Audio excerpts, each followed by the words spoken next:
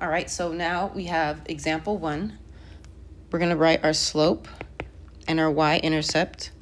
Slope is 3, but we're going to write it as a fraction, right? We always want slope to be a fraction, so it's 3 over 1. And we're going to write the directions. So the directions are up and right. Or you could have chosen down and left. The y-intercept is positive 6. So let's start graphing. Start by putting your y-intercept. So you go to your y-axis, you go straight up to 6. That's your first point. Starting from that point, use your slope for 2 more points. So we go up 1, 2, 3, and to the right 1. Uh-oh, I'm out of room, so I can't go up 3 again. So I'm going to go back to my first point here, and I'm going to go the other direction. I'm going to go down 1, 2, 3, and left 1.